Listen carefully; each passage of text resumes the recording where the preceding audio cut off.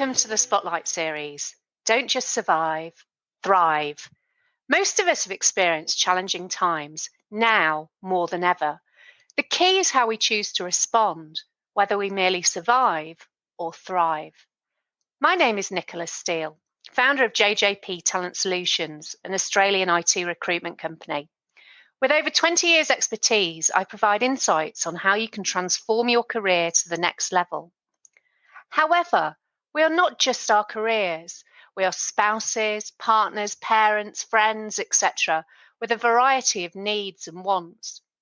In this podcast, I talk to a diverse range of experts from different professions, such as finance, law, psychology, and health, to provide insights on how you can survive and thrive. I don't have all the answers. However, collectively, we can instill hope, clarity, and inspiration. I hope you enjoy listening.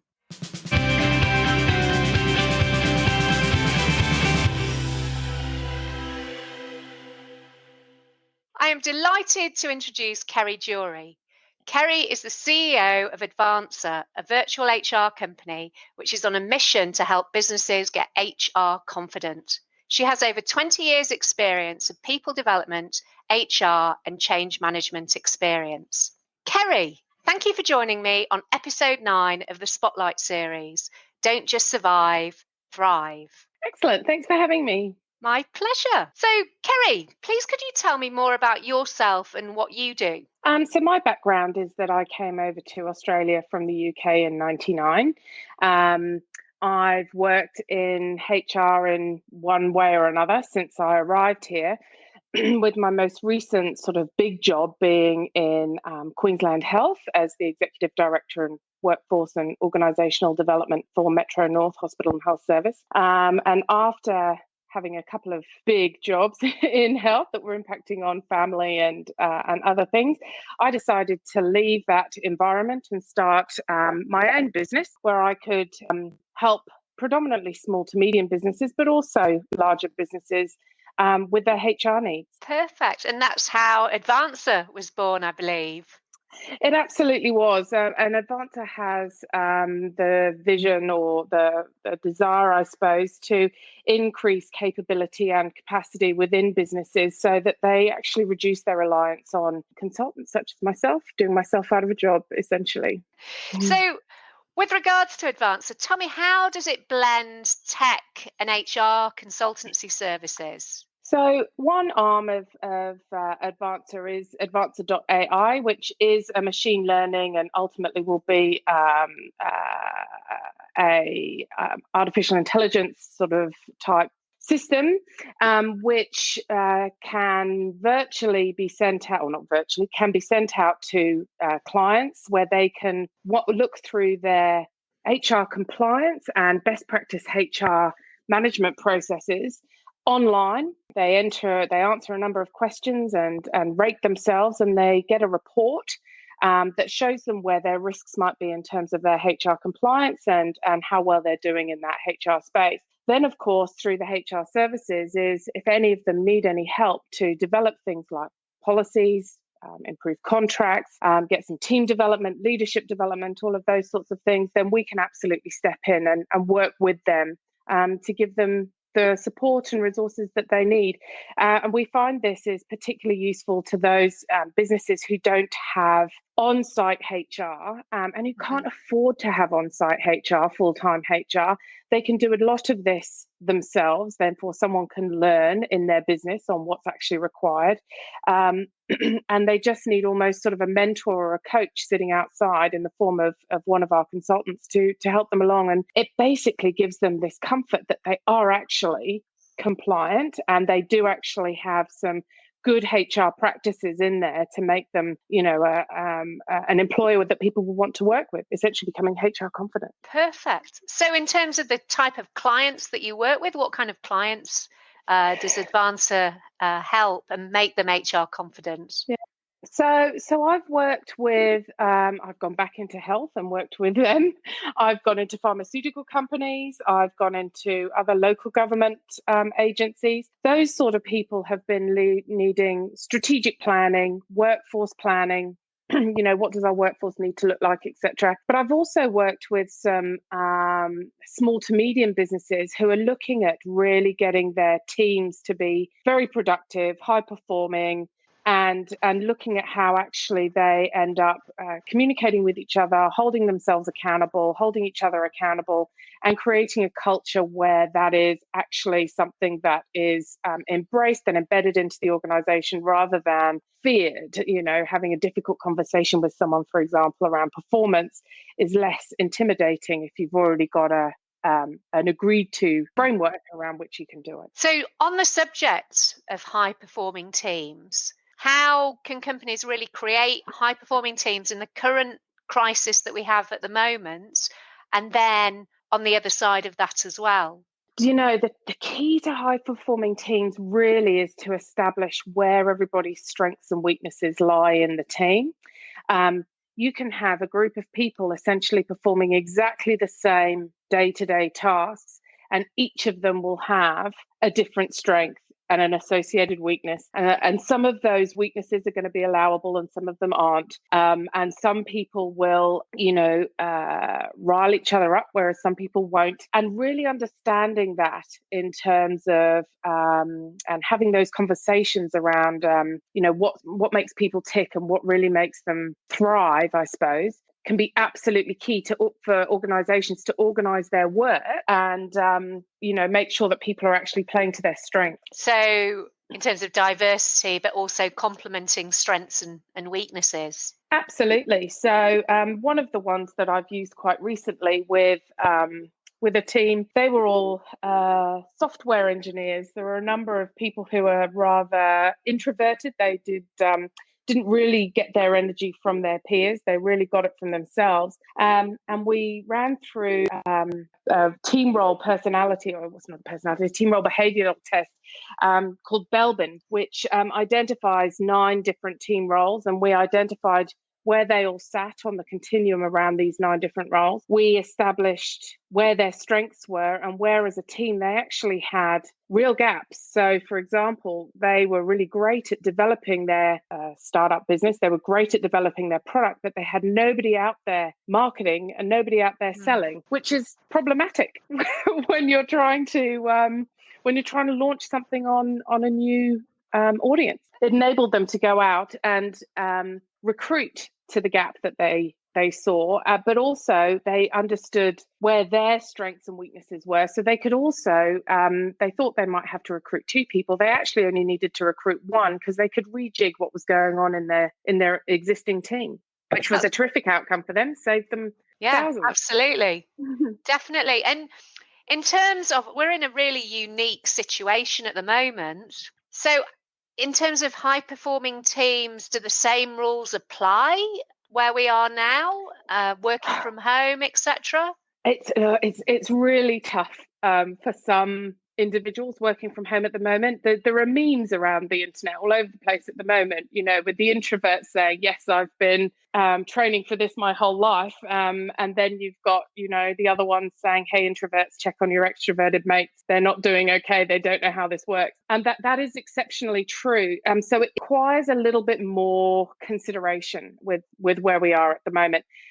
Introverted, and I'm generalizing here, but introverted team members potentially could drop off the Zoom meetings much easier, not participate, because of course they don't get their energy from participating in those sorts of activities. And extroverts will be frantically pacing the room because they're stuck by themselves, maybe researching or writing a paper, and they can't necessarily talk to people face to face with it. Not having this engagement with other people for an extrovert will make them exhausted at the end of the day. I currently live with 3 extroverts. I'm not introverted myself, but 3 extroverts, and they are all exhausted by the end of the day. They can't understand why, because they've been getting up later. They haven't got their commute. They're not doing, various things. But the reason is because they're not having that social interaction. They're not getting that energy from their peers. So high performance teams in this environment requires a lot of consideration of how to actually get the most out of each of those. If we're talking Belbin, those team roles, if you're talking just the typical introvert and extrovert, those and good managers will be hopefully maximizing how that actually works for their teams. Which is really interesting that the extroverts are getting drained by not going out and about to gather that energy from other people. Yeah, that's it. And I mean, look, there is Zoom, but I think Zoom is fast becoming, I don't know, not as popular as it might well have been at the very beginning. I think the shine's wearing off it now. Absolutely. The novelties, I know from work we were using it a lot, but also socially. It was all very exciting on a Saturday night doing house party, but now it's a bit, oh, do we have to do that? That's it. That's exactly right. And really what this is showing is that, yes, online is important, but there's, for an extrovert anyway, there is nothing better than that physical interaction. As I said, the introverts are probably loving life, they and as I said, gross generalization, sweeping generalization, but that they just draw their energy from a different source than the extroverts. Definitely.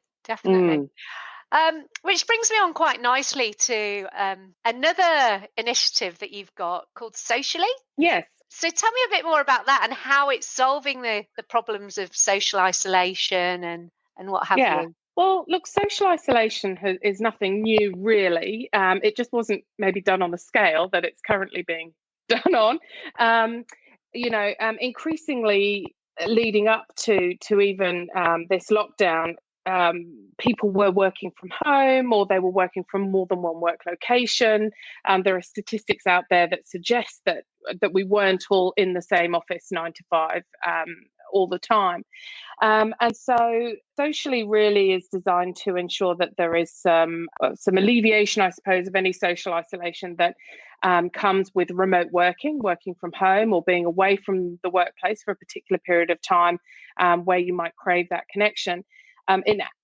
What's actually happened with coronavirus, COVID-19, is that actually Socially has become a lot more of a play space. We've got some terrific supporters, and essentially what Socially does is run virtual events through Facebook and Facebook Live, for example. So we've got a number of amazing supporters who have come onto Socially and are paying it forward and running free events through Facebook Live. Competitions, we've got yoga workouts, we've got barre, if you'd like to be Scotty Morrison, and we've got pet competitions, all designed really to get people into a community, into a Socially community. People can do this in groups of work colleagues, or they can do it, as we have been through this period of time, open to the public. So we've been just putting it out there. It's introducing small businesses to audiences that they never would have previously reached. So, for example, we've got a organisation who is down in Melbourne. They're a physio business down in South Bank in Melbourne. They predominantly work with performing artists, so dancers, singers, comedians, etc. And what they're doing, they're running 3 virtual events for us per week, and they are reaching people in South Australia and up in Queensland, obviously, just because we're doing it and we're pushing it out up here. And they're at the stage of thinking, right, well, when this finishes, there will still be people working from home. There will still be people who are traveling who will want to do this remotely. So Socially, we're not doing it yet, but we're on the verge of launching when this is over, how we might monetize that for those businesses so that they can keep having somebody pay for their virtual bar class. They've got a fabulous instructor on a Friday who I love. I'll follow him. That's fantastic. And obviously it's solving a problem, but it's also a great deal of fun as well. Well, to be honest, it was something, it aligns very well with Advancer and the whole tech platform. So it aligned with our values anyway, which is, we don't have to come in and sit with you and do everything with you if you're a business. We can actually do it virtually. You can actually have virtual HR and virtual support. We've got very good platforms for it now. But it's done a great thing for us, because otherwise I think we would have been sitting through this lockdown thinking, what are we going to do? And heaven forbid we might homeschool our children. But so it's given us something to do. But it's also the feedback that we've had from, the general public who have participated in some of these events. We have the virtual dog show, or the virtual pet show that I talked about before, that went on at the very beginning of this period. The comments around, thank you for running an event that relieves such boredom or provides us with creativity, etc. And bearing in mind, as I said at the beginning, these businesses that are our supporters who are running these things are really paying it forward and doing it for free. We've got people who are, we had a caption the photograph competition. They could win free, I think it was about $200 worth of vouchers for shoes and wallets. So there's a lot of goodwill going into here from our supporters. Definitely. And I'll share the details for Socially in the show notes. Perfect. And I think as well, there is a lot of pushing things forward at the moment, which is such a delight to see that so many people and companies are willing to do that at what is a difficult time for people. And I think what I have noticed as well is that because everyone's moving at such a pace, I mean, we put this up, this is 7 weeks old, this Socially, as of 2 days ago.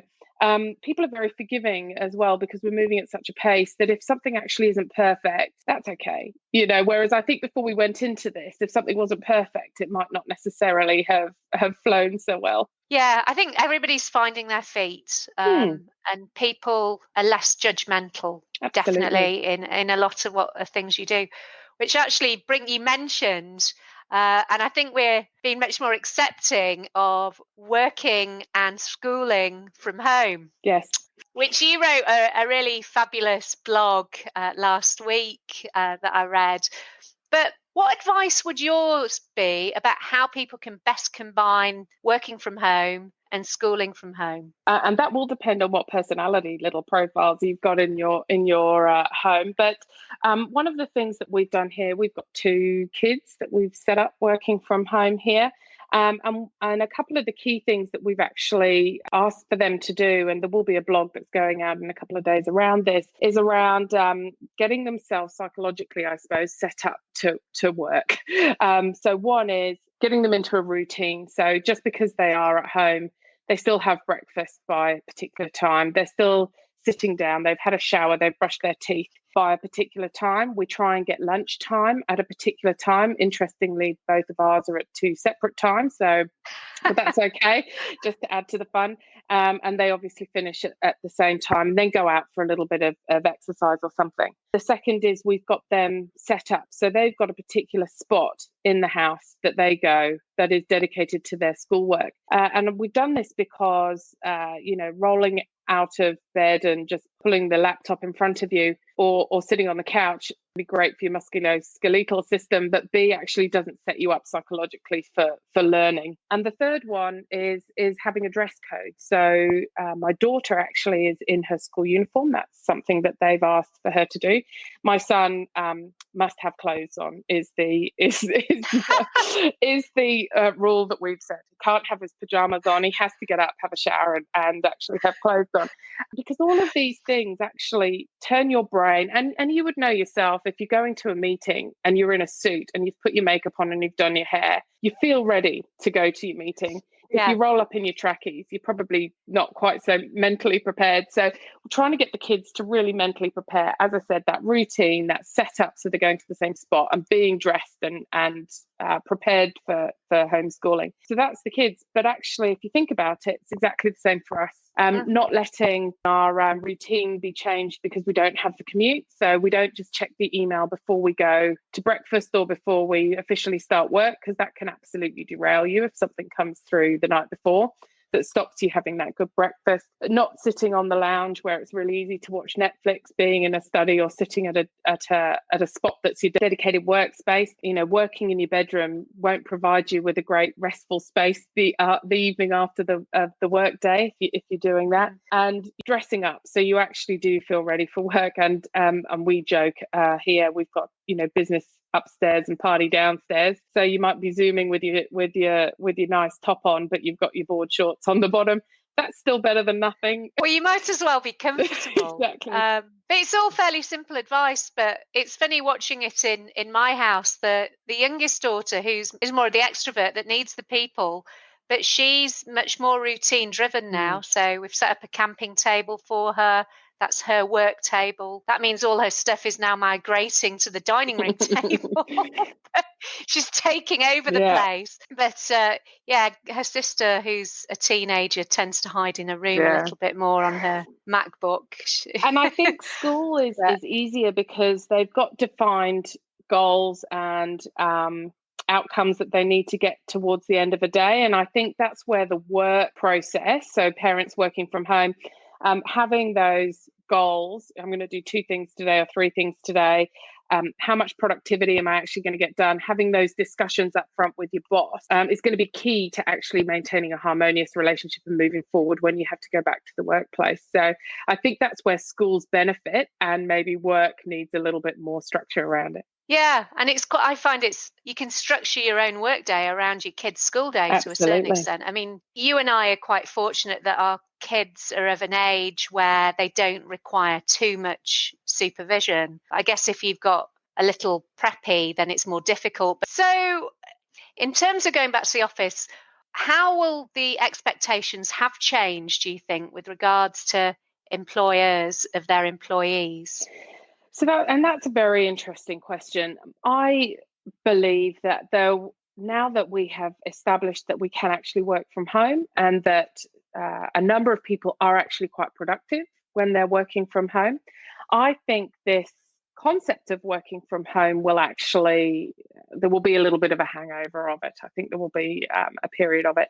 I read a research article where it did say that 80% of the people who were questioned for this article indicated that they would like to work from home more. Interestingly, more women than men, potentially because of the requirements that we have with the kids. But I think that if you do have staff who can and want to work from home, and they have a job that will enable them to work from home, I think that might stay for a little bit of time. And then I think employers will need to work around what they actually need to do to help staff work from home. That people have to remember that even if you're working from home, the employer is still responsible for the workplace health and safety of those employees. And there are a number of checklists out there. In fact, there's one on our website around some really quick and easy ways that people can at least get a baseline of where they can be compliant. The other thing that I think will happen, and we've heard premiers and various others talk about this, is I think there'll be flexibility in the way we actually attend the workplace,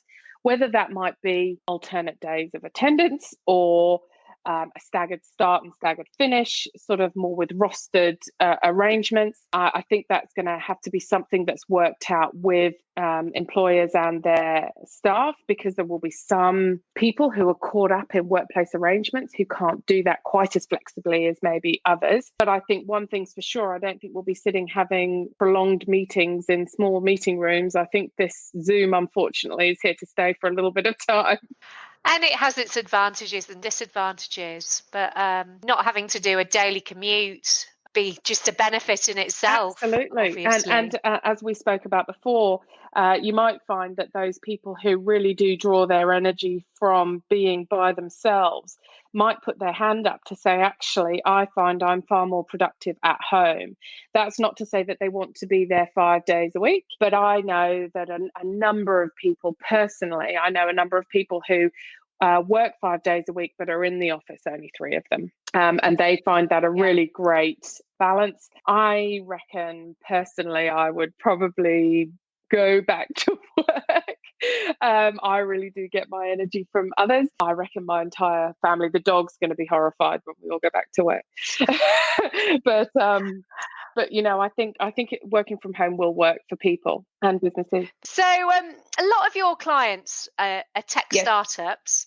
In terms of developing and maintaining culture with them, particularly during rapid growth phases, what would you recommend from that perspective? So the biggest, tech's interesting because of the type of personality that tends to go there. And again, I'm generalizing here, so apologies to your listeners. But the number one indicator of a good organizational culture or climate is trust. I did a lot of work in staff surveys back in the day, and trust was the number one. And the way you build trust is communication. And so invariably, the difficulty when tech companies in particular grow is that the communication isn't necessarily quite as robust or as it could be. And a number of people who are in these businesses, I mean, I have walked into an organization once that was a tech company, and they were all sitting around a massive room, all with their headphones on. And when I said, how does communication? They said, yeah, we really communicate well. And I said, but it's silent in here. And they're like, no, we're all on Slack. Check this out. So that's how they're communicating. Whereas as a HR person, I sit there and say, well, if you just ask people to look at you for 5 seconds, you could probably get the same message across and everyone would hear the same thing. And there are opportunities for questions. And then you could follow it up on Slack and it would be done far more efficiently. So however you're going to communicate, face-to-face I find is always the best one to maintain culture. I find that if you're using face-to-face, you're building the rapport, people are less likely to make stuff up in the absence of any information that's not forthcoming. That's going to be absolutely key as we move back into coming out of lockdown from here about what's going to happen, how businesses are going to actually function, just as it was absolutely key as we went in. I mean, essentially, businesses are going to be judged into the future on how they actually manage return and this culture now. But the number one advice that I would give anybody is to get the communication right as you're scaling. Absolutely. And it's about how people are treated now is whether they stay in the future. And also, when people are looking to go at different companies to work for, a good question will be to ask, how did you treat your staff during this period? Absolutely. And I think increasingly what this has done is reset everybody's values almost, in that you sit there and go, actually, I didn't enjoy the rush that was my life before this happened. And actually, if I'm going to be away from my family, actually people, are going to say, if I'm going to be away from my family, I want to be with an organization that I enjoy being with. And again, it's that communication, walking in saying, right, everyone's back on Monday and you've all got to be in at 9 and you're all leaving at 5 with no discussion probably won't go down as well as somebody just giving a quick call to say, hey, what are your circumstances? Are you back? Because remembering that whilst the schools are going back, the preppies, year 1s and 11s and 12s on the 11th of May and hopefully the rest on the 25th, she says, touching every single bit of wood that she can possibly see, because that's where mine are. Not everybody will be comfortable going back straight away. There will still be immunocompromised people. There still will be people who, for whatever reason, can't or shouldn't get their kids back. Then there will be people who just don't want to get their kids back. And the government's already come out, I saw in the papers, and said that parents who don't send their children back unless they are immunocompromised, etc., the education system won't be responsible for teaching them. It will be a very interesting discussion with an employer when the economy is back on track again as to whether or not somebody actually doesn't want to send their child back to school and therefore remains at home. That's very interesting. I wasn't aware of that from the education Courier Mail, so it must be true. Personally, I'm not overly concerned because once they're allowed to go back and it's deemed safe, my kids will be going back as well. Mine will too. I've enjoyed having them, but I think it's time for everyone. Is that virtual wine getting earlier and earlier in the day? Not quite. What was the one about there were two kids that were caught in a fight and the teacher was sacked for drinking. That was a good one. Anyway, well, thank you very much for sharing all your insights, Ceri. Is there anything else that you'd particularly like to share? Look, since the beginning of this lockdown, I suppose, at Advancer, we've said that business can contact us for 15 minutes of free HR consultation. And that can be anything from, hey, what does my workforce need to look like when I get back, to, is my contract appropriate? So people are more than welcome. I'll send the link out that can be included with this podcast. Just reach out, have a chat, 15 minutes. We'd love to talk to you. That's perfect. Well, I'll include that link in the show notes. Thank you very much. No worries. Thanks for having me.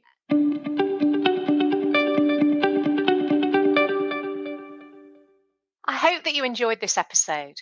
Please remember to subscribe, rate, and review. If you're looking for career advice, your next career opportunity, or to grow your tech team, then please call me, Nicholas Steele, on 0499 773 546, or go to our website, jjptalent.com.au.